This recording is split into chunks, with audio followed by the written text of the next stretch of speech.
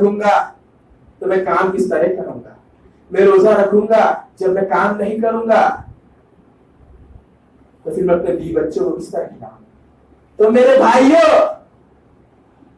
جب تم اللہ رب العالمین کی راہ میں لگو گے, جب تم اللہ رب العالمین کو یاد کرو گے تو تب رب بھی تمہیں یاد کرے گا اور وہ تمہارے لیے رزق کا ذریعہ نکال لے گا, تمہارے لیے رزق کی رسالت کر دے گا, تمہارے لیے رزق کا ذریعہ بنا دے گا. جب تم خود ہی رب کی ناشکری کرو گے, بذات خود آپ رزق کو چھیننے کی دعوت دے رہے تو بذات خود اپنے رزق کو چھین رہے ہو. تو میرے بھائیوں, تم روزہ چھوڑنے کو معمولی عمل سمجھ رہے ہو. تو آئیے, اللہ کے رسول صلی اللہ علیہ وسلم نے کیا فرمایا.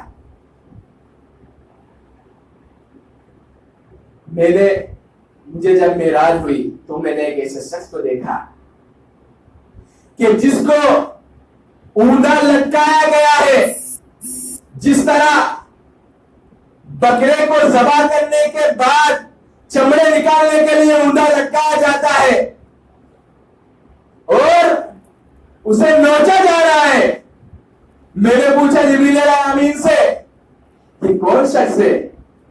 فرمایا یہ وہ شخص ہے جو دنیا میں جان بوجھ کر روزے نہیں رکھتا تھا, جان بوجھ کر روزے چھوڑا کرتا تھا.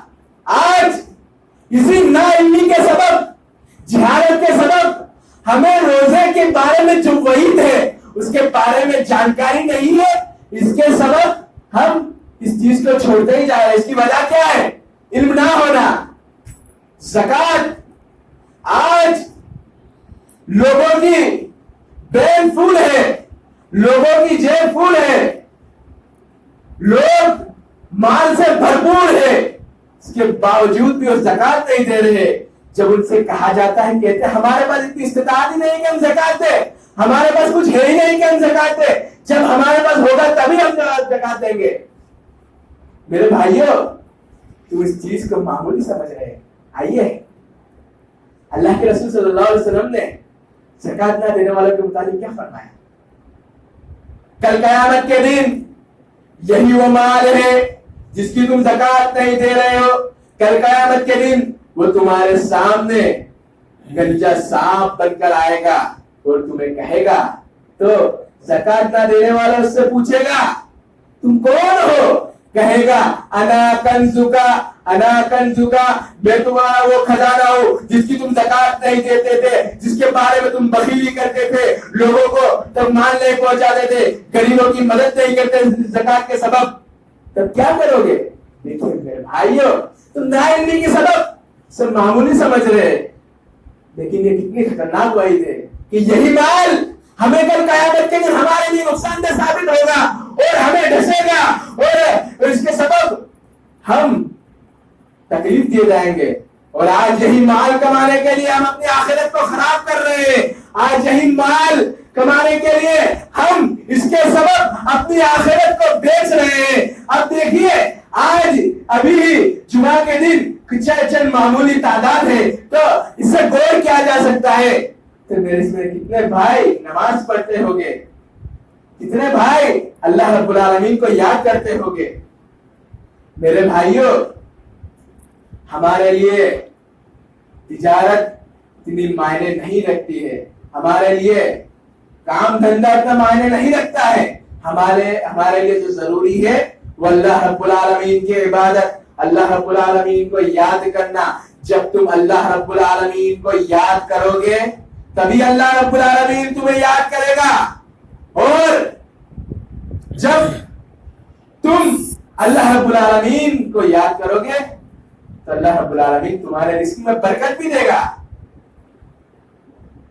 محترم حضرات, ضرورت اس بات کی ہے کہ ہم زیادہ سے زیادہ علم حاصل کرنے کی کوشش کریں, جہالت سے بچے.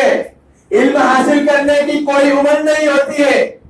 آج لوگوں نے یہ سمجھ لیا ہے کہ ہماری عمر بڑی ہو گئی ہے, بڑا یہ علم کیسے حاصل کر سکتے. امام ابن حجر نے کب علم حاصل کیا؟ جب ان کی عمر 26 साल की थी, आज देखिए उन्होंने कितनी बड़ी बड़ी किताबें लिख दी और इनके इल्म के जरिए लोग कितना इस्तेफादा हासिल कर रहे हैं, वो आखिरत में सवाब दायरा हासिल कर रहे हैं। मेरे भाइयों, इल्म हासिल करने के लिए कोई उम्र मुतय्यन नहीं है, आप जब चाहे इल्म हासिल कर सकते हो। और अल्लाह रब्बुल आलमीन के फजल और करम से कोई शख्स ऐसा नहीं है जो तुम्हें इल्म, जब तुम इल्म दीन हासिल करने की रगबत रखते हो और किसी जानकार आदमी के पास जाएगा, मुझे कुछ सिखा दीजिए, तुम्हें हरगिज़ मना नहीं करेगा, वो तुम्हें जरूर सिखाएगा। मोहतरम हजरात, जरूरत इस बात की है कि हम अपने बच्चे को इल्म दीन की तालीम दे, उन्हें उसकी रगबत दे। अगर तुम अपनी आखिरत को बनाना चाहते हो तो तुम खुद भी इल्म दीन हासिल करे, अपने बच्चे को इल्म दीन की दावत दे। जब तुम इल्म दीन हासिल करोगे तभी तुम अपने बच्चे को अच्छी तरबियत दोगे, और जब तुम अपने बच्चे को अच्छी तरबियत दोगे तभी वो कामयाब होगा। जब उसे अच्छी तरबियत मिलेगी वो तो उसके अंदर बजाते खुद इल्म दीन हासिल करने का शौक पैदा होगा। जब वो इल्म दीन हासिल करेगा तो वो भी तुम्हारे लिए भी सवाब दायरा है ना, क्योंकि तुमने उसकी अच्छी तरबियत की और उसे इल्म दीन की राह में लगाया। क्या ही खुश नसीब है वो माँ बाप जिसने अपने बच्चे को इल्म दीन की तालीम देते हुए अपने आप की आखिरत बना ली, जिसने अपने बच्चे को इल्म दीन की तालीम देते हुए उसने अपनी दुनिया भी बना ली, अपनी आखिरत भी बना ली। लेकिन अफसोस अफसोस, आज हमारे मुआशरे में देखा जाए तो बाज लोग कहा जाता है, मेरे भाइयों आपने तो अपने बच्चे को, आपके पास आपने 3-4 बच्चे को दुनियावी तालीम तो हासिल करा, मेरे भाइयों एक बच्चे को तो अल्लाह की राह में कुर्बान करो, अल्लाह की राह में इल्म दीन हासिल करा, तो क्या जवाब मिलता है? मैं अपने बच्चे के बगैर रह ही नहीं सकता, मेरे बच्चे बगैर मुझे पता नहीं मेरे बच्चे को क्या होगा, मेरे बच्चे को सही से खाना मिलेगा या नहीं, मेरा बच्चा अकेला पड़ जाएगा। अरे मेरे भाई, तुम्हें अल्लाह पर भरोसा नहीं है। जब अल्लाह रब्बुल आलमीन की राह में तुम छोड़ोगे तो बजाते खुद वो उसकी मदद भी करेगा। लेकिन मेरे भाइयों, सहाबा और सहाबियात का जायजा लीजिए। मुआज़ और मुआविज़ का वाकया तो तुमने सुना ही है। उसकी माँ अपने बेटे को बताती रहती थी कि अबू जहल अपने हुजूर जनाब मोहम्मद सल्लल्लाहु अलैहि वसल्लम को गाली दिया करता है। अब्दुल्ला बिन मसूद से आके पूछते हैं, चाचा जान ये अबू जहल कौन है? अभी सिर्फ अब्दुल्ला बिन मसूद ने इशारा ही किया था, निकल पड़े तलवार लेकर और जड़ से अलग कर दी अबू जहल की गर्दन को। ये थे साहब साहबियात, उम्र क्या थी? 12-13 साल, ज्यादा उम्र नहीं थी, जिन्होंने अल्लाह के रसूल सल्लल्लाहु अलैहि वसल्लम के सबब अपनी जान कुर्बान करने को लगा दी।